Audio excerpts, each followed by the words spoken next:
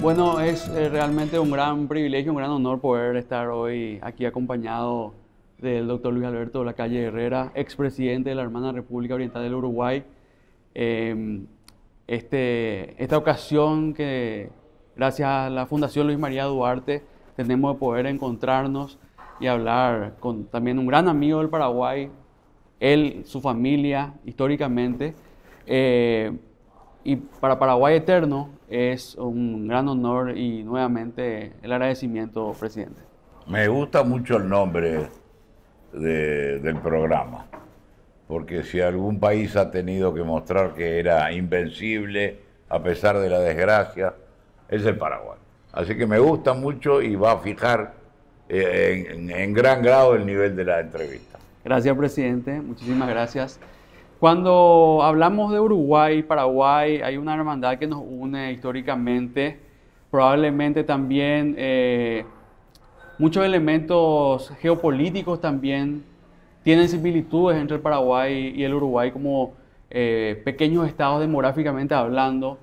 Y también hace más de 150 años ambos países estuvieron envueltos en una de las más grandes tragedias que vivió Sudamérica, el Río de la Plata, es decir, la Guerra de la Triple Alianza. Ahí ya entras a tallar la historia de tu familia, que estuvo también consubstanciada con ese momento histórico. Si nos querés comentar sobre ello, presidente. Sí, no olvidemos que previo a la Triple Alianza, previo a que Uruguay se incorporara a esa infame empresa, el Uruguay, negándose y porque se negaba, sufrió la invasión brasileña y argentina, mitrista. Y el que estaba en el gobierno en ese entonces, el Partido Blanco, el mío, se negaba, por supuesto, a ir a una empresa de este tipo y sufrió el terrible asedio de Paysandú, el sacrificio de Leandro Gómez, el fusilamiento de los vencidos. Para nosotros es una marca que tenemos, una cicatriz tremenda, porque apenas se sustituye al gobierno de Berro y de Aguirre, que eran los que no querían ir a esta aventura, el gobierno de Venancio Flores ya había firmado ya un acuerdo con Mitre y el emperador del Brasil que nos lleva al Uruguay, pero un Uruguay que no era el nuestro, a la tremenda empresa de la Triple Alianza. En ese entonces, Juan José de Herrera, que era mi bisabuelo materno, tuvo una misión ante el gobierno de López y después él era canciller, e intentó lo que yo llamo el eje entre Asunción y Montevideo, una alianza para precavernos de la fuerza de la alianza entre Buenos Aires y Río de Janeiro en ese entonces. No tuvo éxito y no viene al caso ahora analizarlo. Podía haber prevenido la guerra, porque Paraguay era muy fuerte militarmente en ese entonces, nosotros teníamos la salida al mar, entonces se combinaban los intereses. No somos linderos, tenemos una franja de Argentina que nos separa, pero los intereses eran coincidentes, y esto para mí ha sido una visión permanente del Río de la Plata. El Río de la Plata, si uno mira el mapa, es un magnífico árbol de ríos que tienen un tronco que es el Río de la Plata y las raíces en el Atlántico. Toda esa ramazón del Paraguay, del Paraná y del Uruguay y sus afluentes forman una región bendita por la naturaleza. Eso es lo que hizo Dios. Después vino el hombre con sus relaciones de poder, la separación entre el mundo portugués y el mundo español en Tordesillas, justamente pasa por el límite del Uruguay con Brasil, esa antigua demarcación. El virreinato del Río de la Plata, que nunca fue una cosa concreta, fue el año 776, 770 que se establece, y la dialéctica entre Buenos Aires y Montevideo. Ese para mí es, aquí hay tres polos: Ciudad de Asunción, la madre de todos nosotros; Buenos Aires, Montevideo. Ese triángulo va a tener una influencia muy grande en los acontecimientos. Montevideo, con la mejor bahía, profunda, no había que dragarla, se convierte rápidamente en un emporio comercial. Todos los grandes barcos venían hasta allí, no podían entrar a Buenos Aires. Pero Buenos Aires tenía el poder político, y el poder de aduana, y el poder de los impuestos. Bueno, ahí se desarrolla lo que va a ser la independencia del Uruguay después. Pero también Buenos Aires tiene la llave de los ríos, entonces le aplica la dura ley del dueño de la boca del río a Bolivia, o Santa Cruz por lo menos, y al Paraguay. Esa es la trenza. Hay un libro muy bueno de Sergio Abreu que se llama La vieja trenza, y ahora hay una nueva edición con más documentación que tendría que ser de lectura obligatoria. Lo recomiendo mucho. Y Sergio tendría que venir bueno, creo que ha venido a presentarlo acá. Entonces, el Paraguay y el Uruguay tenían ese destino. No se logró. Viene la triple alianza. Mi abuelo, Luis Alberto Herrera, hijo de don Juan José, recibe en herencia toda la documentación de su actuación. Y con eso escribe el primer libro, La diplomacia oriental en el Paraguay, que tuvo una gran repercusión porque reveló la verdadera historia. En el Río de la Plata, como en tantos lugares del mundo, hay una historia oficial de los vencedores y hay una historia verdadera. El doctor Herrera se convierte en el historiador que abre las puertas a la interpretación revisionista de la historia. Y ahí se produce el primer episodio lindo del año 14. Herrera viene a Asunción, primera vez. Ya había publicado este libro, se le recibe con grandes honores. Oliari, don Juan Oliari, pronuncia un poema precioso en su homenaje. Por fin estáis de nuevo en medio de nosotros, en medio de esta tierra que tantos venera. Una belleza. Bueno, sigue la vida y Herrera sigue escribiendo. Y tiene dos temas históricos. La Guerra Grande, que fue cuando se invadió Francia e Inglaterra con Montevideo como bastión contra Rosas. No es la Guerra Grande de ustedes, es la nuestra Guerra Grande. Y después la Triple Alianza. Y sigue escribiendo, investigando, y va a Europa. Y era un hombre de una capacidad de trabajo. Mi madre siempre decía, nunca lo vi ocioso. Lo vi leyendo el diario, pero después siempre estaba, él usaba pluma de mojar, hasta último día, en el año 58, 1900, usaba pluma de mojar. Bueno, investigan y sigue creciendo su compromiso con el Paraguay eterno. Cuando se produce la guerra del Chaco, el doctor Herrera, mi abuelo, le dice a mi abuela Margarita, Margarita, me voy a la guerra del Chaco. Bueno, se tomó el vapor, no sé, había otra manera, llega a Asunción y dice, bueno, el presidente era el presidente Ayala, ¿no? Bueno, presidente, yo me quiero enrolar. Ah, creían que era un gesto simbólico. No. ¿Dónde está la oficina de enrolamiento? Ahí se enrola. Luis Alberto Herrera Quevedo. Sí, pero ahora quiero ir al frente. Ya pensaban los paraguayos, si este señor es una visita. Pobre, parece que el mariscal Estigarribia, con el que mantuvimos amistad familiar, yo soy muy amigo del mariscalito, decía, yo tuve dos problemas, el ejército boliviano y el doctor Herrera. ¿Qué quería estar? Bueno, lo mandan a la Isla Poí. Llega Isla Poí.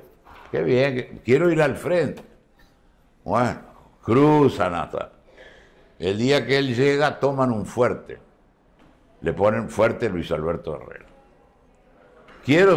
Bueno, el cuento termina que el día de Boquerón, Herrera vestido de civil, con un bastón de caña de malaca, iba con la infantería paraguaya sobre las posiciones bolivianas. Bueno, así que ahí se compró definitivamente el cariño de los paraguayos. Después me acuerdo que él tenía condecoraciones importantes, ¿no? De Europa, pero él mostraba la Cruz del Chaco. Decía, esta es la única que me gané. Y bueno, y hemos seguido la amistad, por suerte. Yo he cumplido mi parte, creo, y mi hijo, por suerte, presidente de la calle Pou, también es un paraguayo de corazón. ¿Es coincidente entonces tanto en hechos como en palabras, condescendiente y coincidente en la familia suya, doctor, con las muestras y los hechos de amistad hacia el Paraguay? Muy importante respecto al revisionismo histórico, porque el Paraguay se vio después rodeado, por supuesto, de una política de negación que los propios vencedores implantaron, con una narrativa y un discurso antiparaguayo en la posguerra del 70, y gestos contundentes como los de Herrera y otros también argentinos, como obviamente Alberdi, y muchos otros, tanto de Latinoamérica, chilenos, peruanos y colombianos. Máximo Santos, perteneciente en Uruguay al Partido Colorado, fue el que devolvió los trofeos y canceló la deuda. Sí. Porque a veces la gente de las banderas, sí, qué lindo, no. Le habían impuesto pago. Sí. Las banderas paraguayas están en Buenos Aires y en Río de Janeiro, en el museo. Las nuestras están acá. Hubo como estabas mencionando, respecto a eso que sucedió al principio, muy al principio, cuando el Paraguay buscaba con el Uruguay hacer una alianza estratégica para tratar de equilibrar un poco las fuerzas entre estos nuevos estados que se iban formando a mediados del siglo antepasado. Le marcó mucho al Uruguay el gran hecho infame que Venancio Flores básicamente entregó a su nación, a la alianza. ¿Cómo se reconstruyó después el Uruguay, no materialmente, sino espiritualmente luego de eso? Yo creo que la causa paraguaya, el pueblo uruguayo siempre la sintió cercana, porque fue una decisión de un gobierno ir a la guerra. Cosa que además siempre recordamos, los orientales no llevamos ni territorio ni nada. Sí. Pusimos sangre, y pusimos sangre de valientes, porque también se batieron como valientes. Hay un episodio que si no fuera uruguayo es digno de ser paraguayo. El coronel León de Palleja, que famoso jefe de la infantería, lo matan en una de las batallas, no sé cuál de ellas, y ponen el cadáver allí los soldados y le rinden honores bajo el fuego enemigo. En plena batalla se forman a rendirle honor. Eso lo decía un gran poeta y amigo de Herrera, Carlos Rollo, que los orientales en la guerra pusieron coraje y sangre, después no llevamos nada más.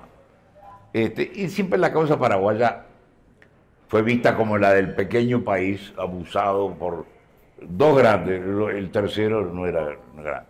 Entonces siempre la historia estuvo del lado de Paraguay. Y cuando se empezaron a abrir los archivos y a ver la infamia que fue y cómo estaba todo calculado, cómo había influencia del episodio norteamericano de la guerra de secesión y el algodón paraguayo era muy codiciado, que era elaborado acá, y ese es el gran legado de Carlos Antonio López, el desarrollo autónomo.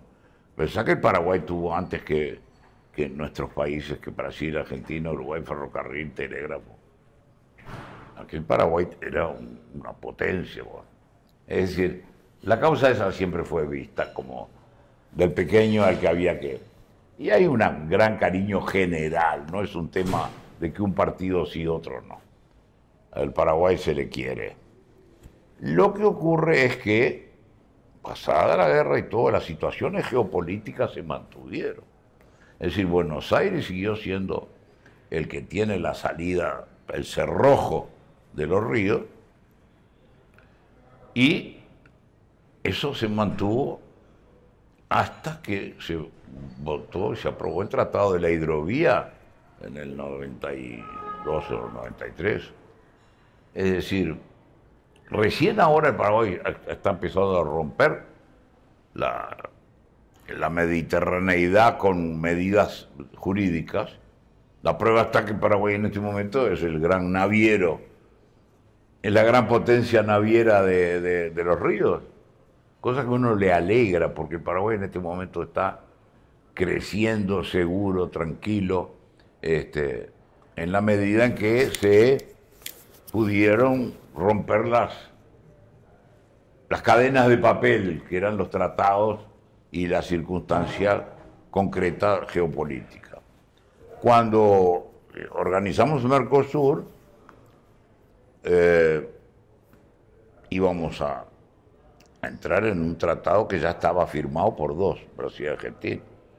Cuando fuimos a golpear literalmente la puerta, nosotros siempre fuimos con la idea de que Paraguay también, porque pensábamos que era entre dos pequeños, como en un juego de truco, ¿no?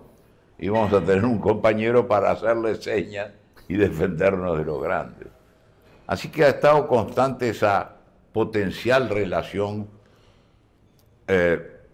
Recuerdo que en los tiempos en que ustedes tenían un barco de ultramar, el Bernardino Caballero, que viajaba a Europa y a todos lados, el puerto era Montevideo, pues no podía llegar a Asunción.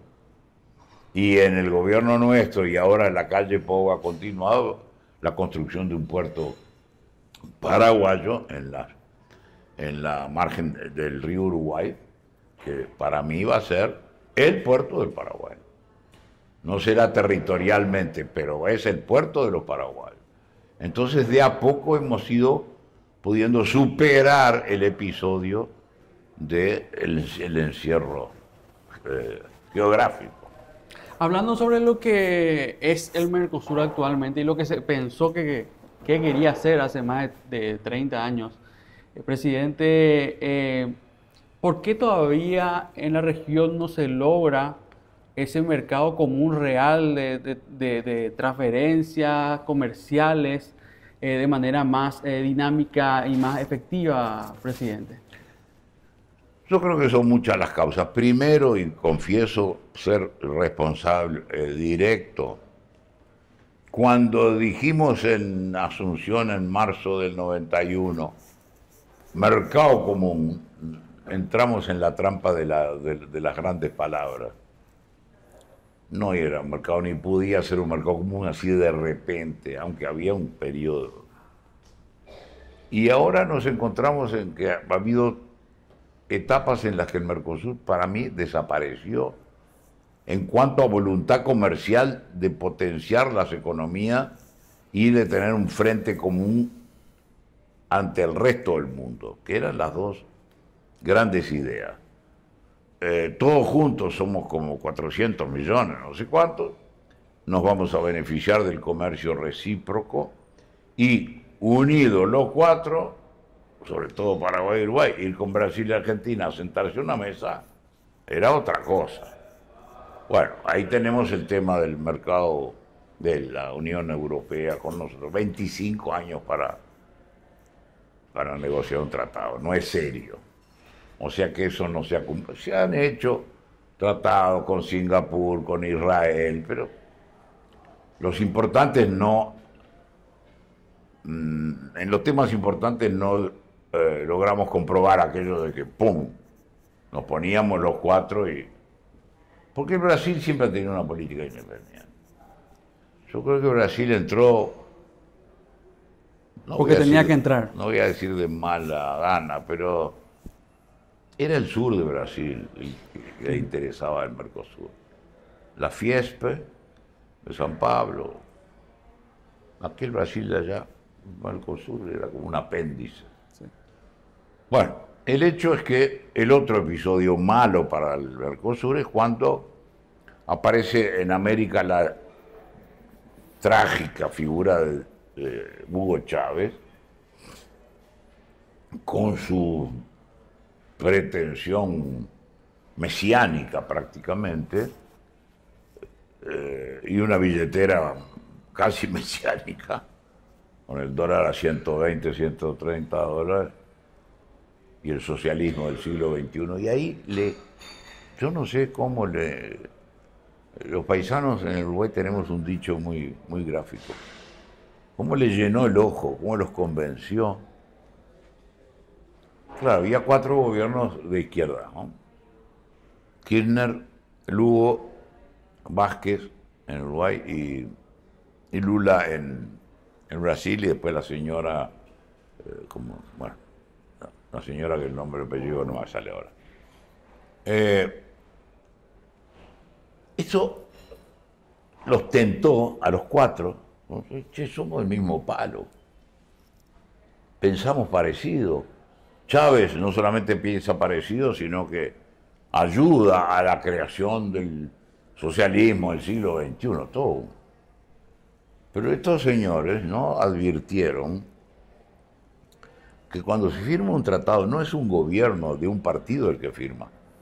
Tiene que firma porque está a cargo, pero los intereses son del país, que puede cambiar de signo. Y bueno, cambiaron los 4. Los 4 cambiaron. Pero ahí ya se creó el Mercosur político. Y quiero recordar el momento infame en que para que entrara a Venezuela se echa al Paraguay. Me lo acuerdo así perfectamente porque yo volvía de Europa el día antes, el día después, y al enterarme de lo que había pasado en el aeropuerto de Montevideo, no me fui a mi casa, me tomé el avión y me vine para acá, y me fui a Villaroga a solidarizarme. Estaba el presidente Federico Franco en ese momento, y yo dije, mi lugar tiene que estar acá, porque fue tremendo. Recuerdo el fantástico discurso de un querido amigo, Hugo Zaguier, Hugo Bernardino Zaguier Caballero, cuando se defiende en la OEA del atropello que se le hizo al Paraguay. Bueno, y ahí el Paraguay una vez más lo sacrificaron para que entraran estos señores adentro, que fíjense que si sería traído del pelo. Se supone que si yo soy un país, quiero entrar al Mercosur, que está abierto por el artículo 22, creo, es abierto a todos los países de América. Bueno, ¿usted quiere entrar? Sí, señor. Bueno, ¿qué quiere comprar? ¿Qué quiere vender? ¿Cuáles son sus productos sensibles? ¿Cuáles son aquellos que le entran directamente sin arancel? No, ¿cuál quiere esperar 1 año, 5 años? Una negociación comercial. La tuvimos entre los 4, con listas de preferencia, con listas de excepción. Lío. No, Venezuela entró y nadie sabe lo que quería comprar, nada. Nunca hubo una negociación. Es decir, era un episodio político de baja calidad. Una acción política ideológica. Pero totalmente, además de baja calidad, porque eso, no sé, Chávez pensaría quedarse para siempre, bueno. Pero en el Uruguay los gobiernos cambian, en el Brasil los gobiernos cambian, en Paraguay los gobiernos cambian, en Argentina cambian. Bueno, entonces yo creo que eso le dio un tiro, no digo de muerte, pero una herida muy grande al Mercosur. Y en este momento, hay que ver entonces los cambios que trae la vida política, ¿no? Lo que pasó en Argentina hace 3, 5 meses, un cambio casi de 180 grados. En el Brasil, de Bolsonaro a Lula.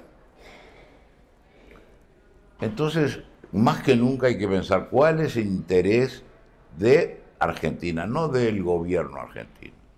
¿Cuál es el interés del Paraguay? ¿Cuál es el interés del Uruguay y del Brasil?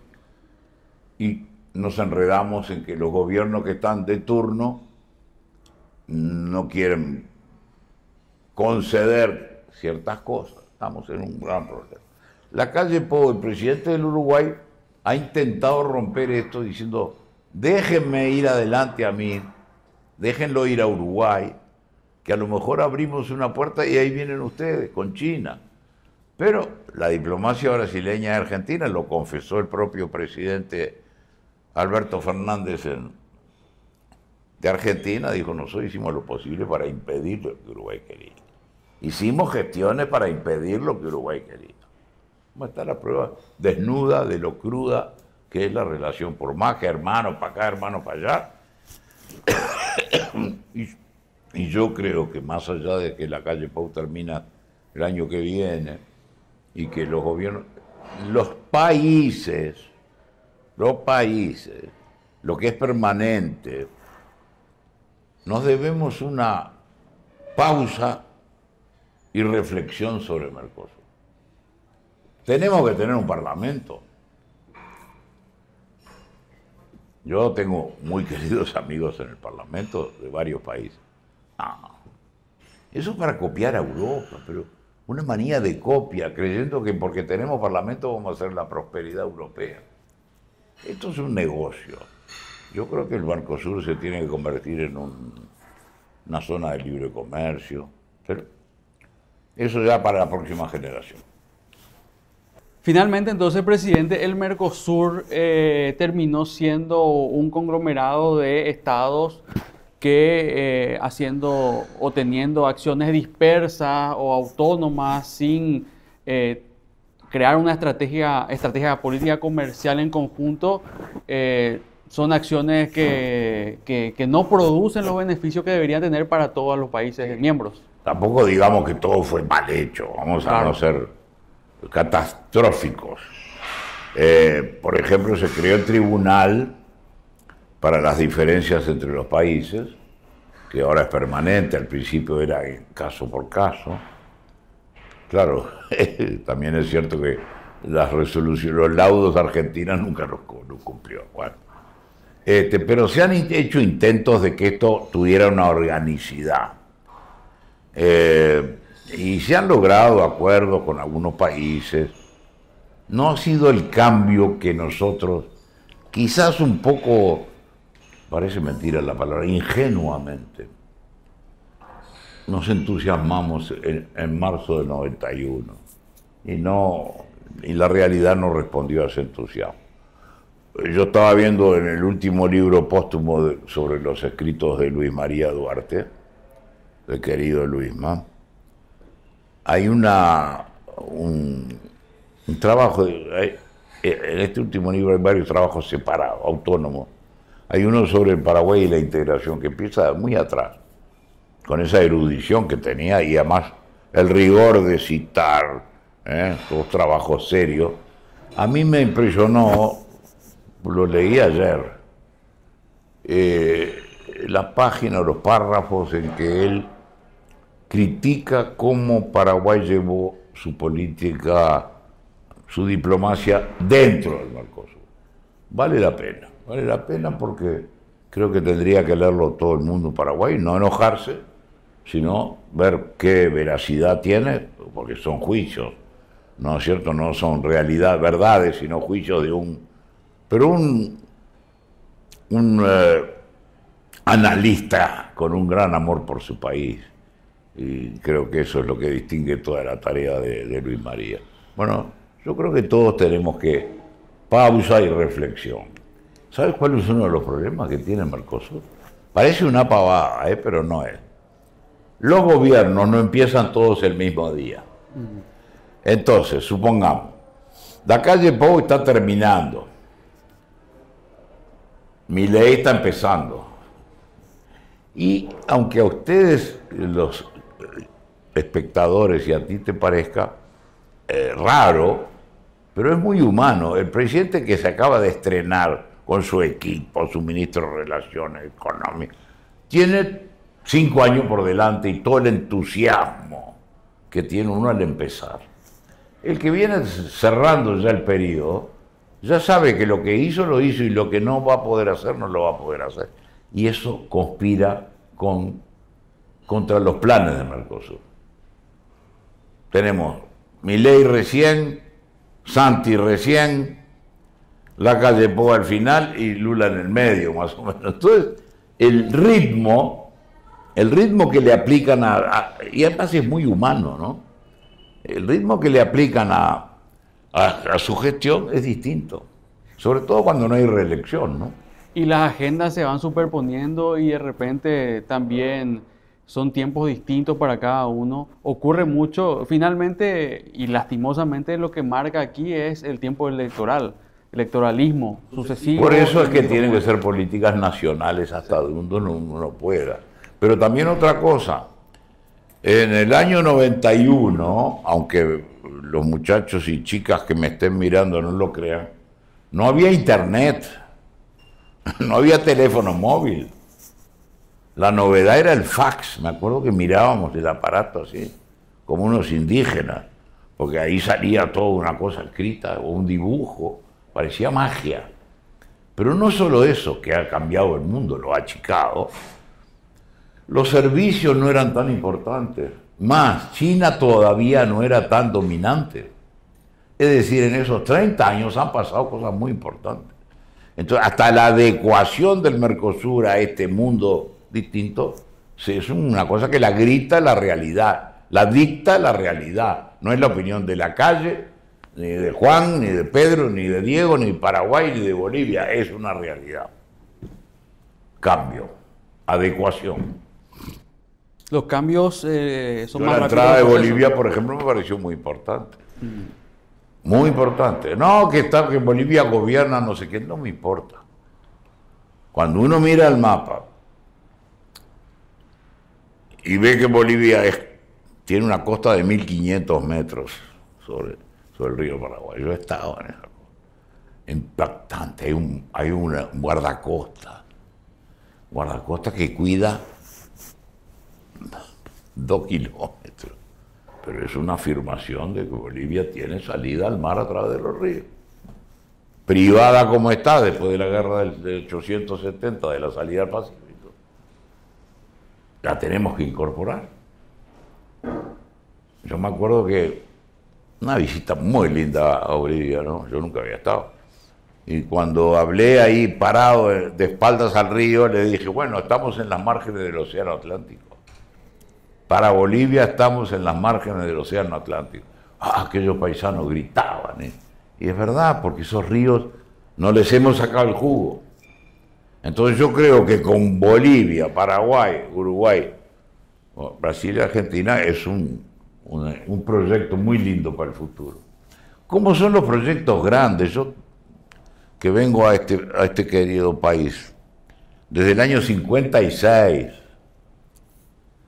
primera visita a Asunción, cumplí 15 años acá, el 13 de julio, yo venía en la vacación y siempre pensaba, el Paraguay necesita una gran empresa que supere los términos de los gobiernos, que es hacia el Chaco, convertir al Chaco en lo que es la otra mitad del Paraguay, la marcha hacia el Chaco, la ilusión de que la potencialidad que tenemos ahí, que se derrame toda la gente joven, emprendedora, y convierta esa enorme extensión en otro factor de riqueza. Bueno, esas son las empresas que a los países los hacen sentirse orgullosos de sí mismos y que tienen una tarea que no la cumple un gobierno. Van a ser sucesivos gobiernos. Rehacer o repensar el Mercosur no puede ser patrimonio de un gobierno. Tiene que ser un común denominador de todos los países y en cada país de todos los partidos. Sí mismo. Presidente, mencionó que en 1956 fue la primera vez que vino al Paraguay. ¿Cómo encontró el Paraguay? ¿Cómo fue viendo los cambios que tuvo el Paraguay? Políticamente. Me acuerdo las señoras en los burritos pelando las naranjas a toda velocidad. Era un arte, se ve. Ponían el cuchillo y salía toda una cascarita que la usaban para tomar té. Cuando el día de mi cumpleaños, el 13 de julio del 56, nosotros vivíamos en casa de unos empresarios uruguayos que tenían una barraca y una casa en Teniente Fariña y Brasil. Para ir a misa, porque era el día de mi cumpleaños, mi madre nos hacía, me tuve que sacar los zapatos y remangar los pantalones para cruzar con el agua por la corva, por la rodilla. Era un raudal aquello. Teniente Fariña y Brasil. Ahora paso y no puedo creer. Bueno, Este, y bueno, y ahí empezó mi romance con el Paraguay, porque después vine de edad más joven, tengo amigos que ahora tienen 80 años todos, y chicas con las que salíamos también de la misma edad.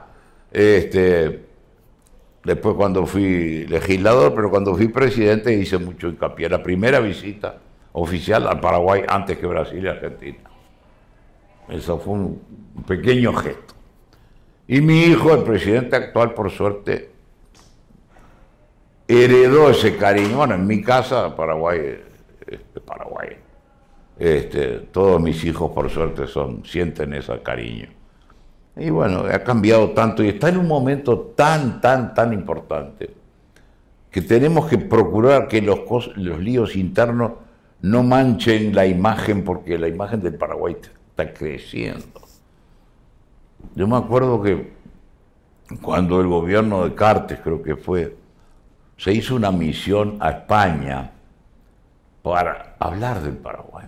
Yo estaba en España y uno de los diarios que yo leo allí, el ABC de España, un aviso entero explicando, yo digo, este es el Paraguay actual.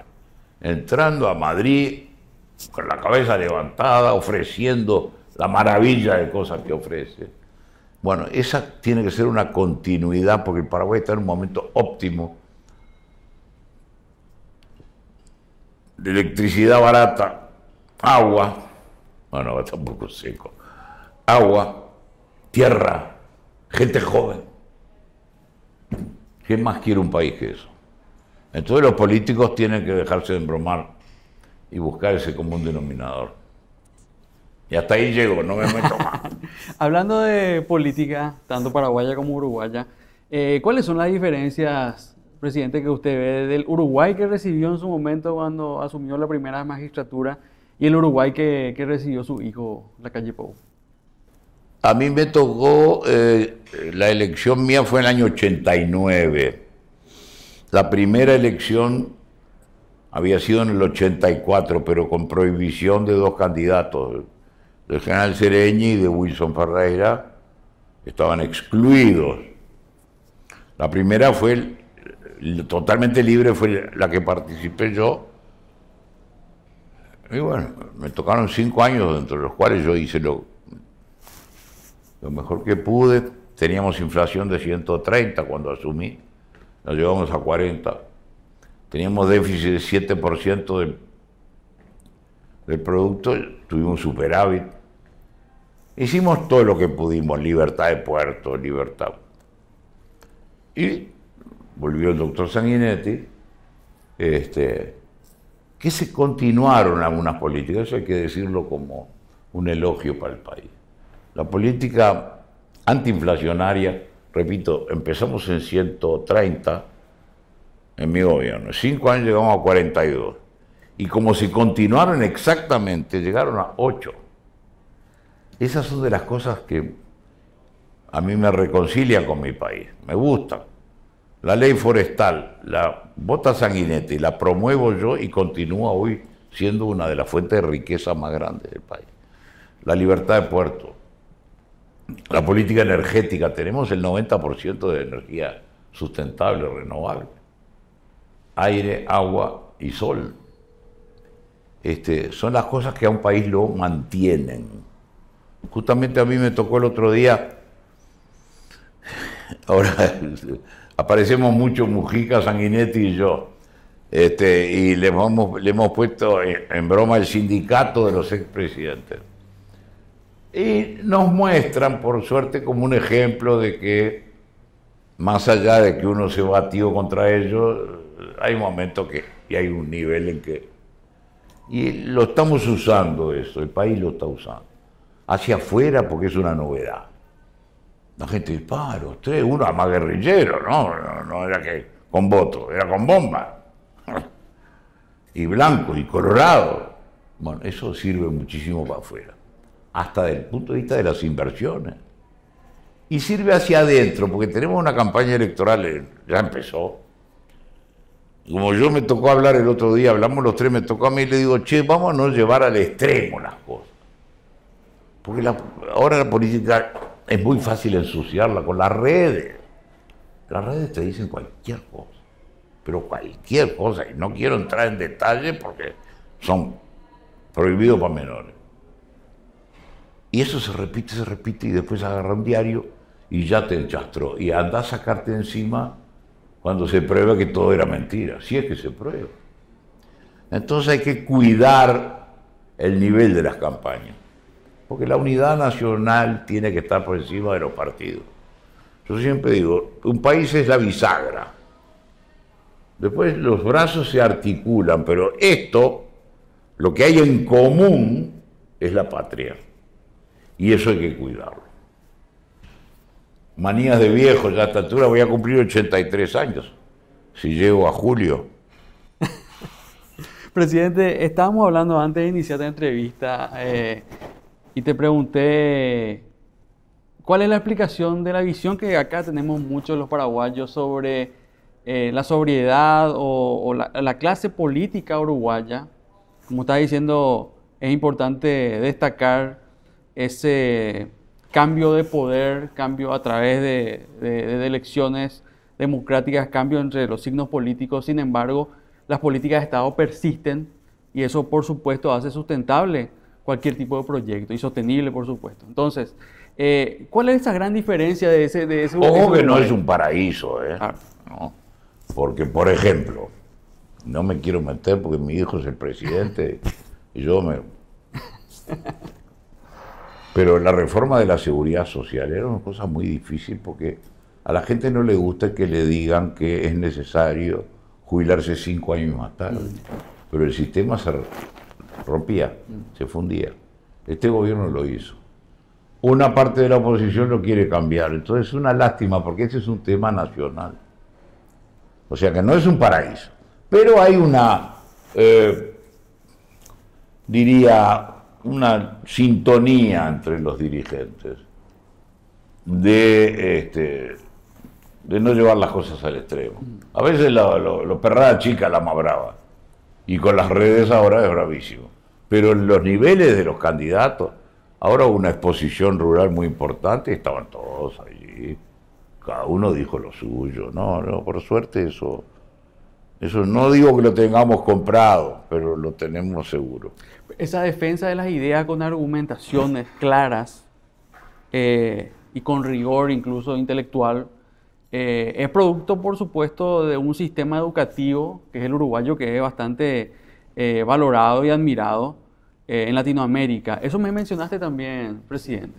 Yo creo que el sistema de educación laica, popular, gratuita y obligatoria, la escuela pública que se creó en 1875, es uno de los factores. Y el otro es los partidos abiertos a la participación popular. Entonces venía un gallego, un italiano recién llegado, y al rato ya estaba en un partido, y el hijo era candidato. Entonces los partidos cumplieron una función y la escuela cumplió una función. Pero también la práctica, porque ojo que las leyes indican una conducta, pero la verdadera eficacia es cuando uno acata y se convierte en costumbre. Entonces tenemos la Corte Electoral nuestra, que es un poder separado. El Tribunal Especial para Elecciones es un tribunal que vive permanentemente en función de 5 años de tarea. La tarea importante es el año 24. Contar los votos, ver que la elección, bueno, esa cumplió 100 años. Y nunca una elección fue disputada en Uruguay. Que se enojaron y que... Sí. Pero disputada en cuanto a su legitimidad, ninguna. Eso se va metiendo en el ADN. Entonces, cualquier club de bocha, cualquier club de fútbol, la dirigencia, y vamos a votar. Y son 20 socios, pero votan. Porque el que tiene 11 votos es más presidente que el que tiene 9. Y eso se va metiendo en el ADN. Entonces, esa cultura democrática que nace de las instituciones que la conforman los hombres, como la Corte Electoral que mencionaba, presidente, baja al pueblo de la ciudadanía y ya está en su chip cultural, obviamente. Entonces, tan importante es entonces que no haya ningún tipo de discusión respecto a los resultados electorales porque legitimiza todo el proceso. No, y además una cosa que se produjo desde el nacimiento del país, que eran dos grandes partidos. Ahora, hace 50 años que el Frente, que no es un partido, es una coalición, pero ya tiene la estatura y es el mayoritario. Tiene la misma estatura, digamos. Lo que a veces no está prohibido, y ojo que no lo estoy queriendo prohibir, pero la aparición de partidos pequeños no es buena, porque cada partido busca un perfil y entonces el perfil lo busca extremando alguna propuesta. Los partidos grandes tienen como un andar más pausado, adentro mismo tienen una línea más acá, más allá. No se puede legislar eso, pero es mejor un bipartidismo, un tripartidismo, pero los partidos, la generación de partidos chicos a veces, porque para justificarse tienen que ser estridentes, no colabora. Ahí también hay una similitud entre el Paraguay y el Uruguay respecto a los partidos tradicionales ya de siglos, que tienen ya más de un siglo de vida. El colorado y el blanco en Uruguay y el colorado y el liberal aquí en el Paraguay. Entonces, la incursión de nuevos frentes o movimientos que se vuelven después partidos, que probablemente tengan ideas que van chocando y se vuelven básicamente como partidos de oposición claramente, directamente de oposición al sistema. Y solamente hacen eso. ¿Cómo fue esa incursión justamente de esa tercera fuerza en el Uruguay? Bueno, que tenía un pasado el fuerte. Frente Amplio es una coalición de comunismo, socialismo, democracia cristiana fundamentalmente, y después algunos disidentes de blancos y colorados. Se presentan por primera vez en el 71, vota bien, después durante la dictadura se persiguió mucho, sobre todo a los comunistas, y eso les dio contraproducente, como siempre, ¿no? Se hizo víctima y la víctima, y después ya fue el 20, bueno, y ahora es el partido mayoritario, relativamente mayoritario. Pero después aparecieron, por ejemplo, ahora apareció un partido Cabildo Abierto, partido independiente, son los dos principales de los pequeños, digamos. Sí. No se puede legislar en contra, pero hablamos de conveniencia. Es mejor cuando son, hasta para los entendimientos es mejor. Lo que ocurre es que las pasiones humanas, que siguen siendo las mismas, tienen que sujetarse dentro de una estructura. Entonces, la dirección colectiva de los partidos, más allá que hay líderes, nosotros somos los criollos somos muy de seguir líderes, ¿no es cierto? Fulano, venga. Pero los partidos atemperan un poco los liderazgos, aquellos que había antes de yo decido y chao. Los grandes caudillos. Se ha ido siendo más orgánica, incluso los dirigentes de gran éxito, el presidente actual en el Partido Nacional es el líder indiscutido, pero tiene que irse para su casa porque no hay reelección. Eso para mí es una bendición. Se va para la casa. 5 años para que lo piense bien. Si quiere volver, bien vuelve después de 5 años. Eso es muy bueno.